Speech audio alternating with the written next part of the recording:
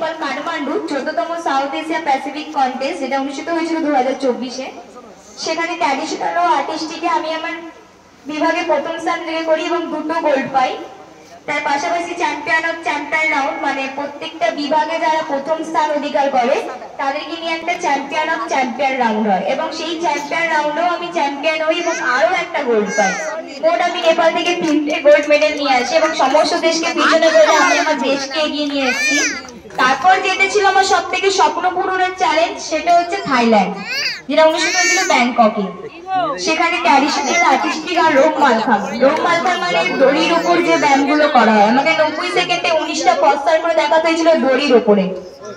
তো সেখান থেকে আমি 4টে গোল্ড মেডেল নিয়ে আসি এবং চ্যাম্পিয়ন অফ চ্যাম্পিয়ন রাউন্ড, যেটা একটু আগেই বললাম, প্রত্যেকটা বিভাগে সেখানেও চ্যাম্পিয়ন হই।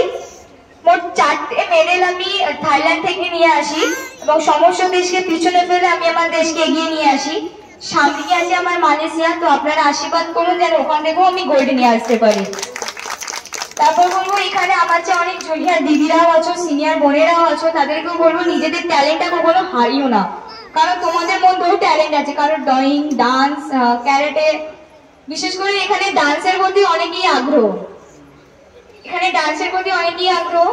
তো তোমাদেরকে বলবো নিজেদের ট্যালেন্টটা কখনো হারিও না, তোমাদেরও ট্যালেন্ট আছে, তোমরাও পারবে। আজ আমি যে জায়গায় এসে দাঁড়িয়েছি তোমরাও পারবে সেই জায়গায় এসে দাঁড়াতে, এবং তোমরা আগাতে চাইবে, অনেক মানুষ চাইবে তোমাদেরকে পিছনে টেনে ফেলার।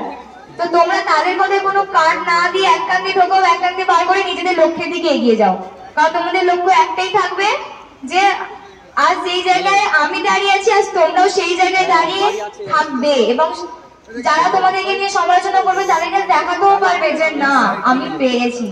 এবং এর পিছনে আমার যে সাফল্যের কাহিনীটা, সেটা হচ্ছে আমার বাবা মা আমাকে সাপোর্ট করতো না এইসব জিনিসে, কোনোদিনই বাবা আমাকে সাপোর্ট করতো না।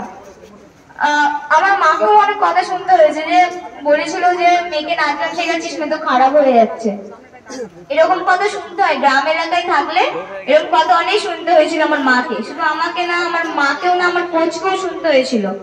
সেই কারণে আমার পাপাও আগে আমাকে সাপোর্ট করতো না, এখন আমাকে পাপা সাপোর্ট করছে। আর পাপা যদি আমাকে হেল্প না করতো তাহলে থাইল্যান্ড যাওয়াটা আমার পক্ষে সম্ভব হতো। আর্থিক পরিস্থিতিও আমাকে ফেস করতে হয়েছিল, টাকা পয়সার দিক থেকে কেবল এমনই পরিস্থিতি হয়েছিল যে আমার ফ্লাইটের টিকিটটাও হতো না, আজ আমার স্বপ্নটা পুরো ভেঙে যেত।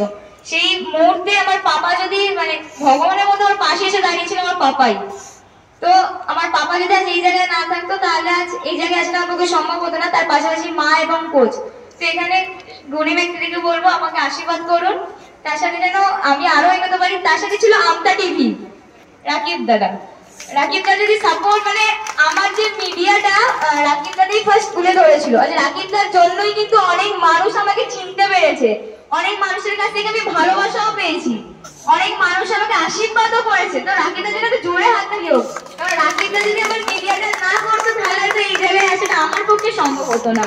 তো thank you so much Rakib দাদা। তো আর কিছু বলবো না, শুধু এইটুকুই বলবো আপনারা আশীর্বাদ করুন যেন আমি এই আরো আগাতে পারি এবং দেশের নামটা আরো উজ্জ্বল করতে পারি। তো বন্ধুরা, ভিডিওটি যদি ভালো লাগে অবশ্যই লাইক, কমেন্ট, শেয়ার করে সঙ্গে থাকবেন। দেখা হচ্ছে নেক্সট ভিডিওতে। সবাই খুব ভালো থাকবেন। Thank you so much.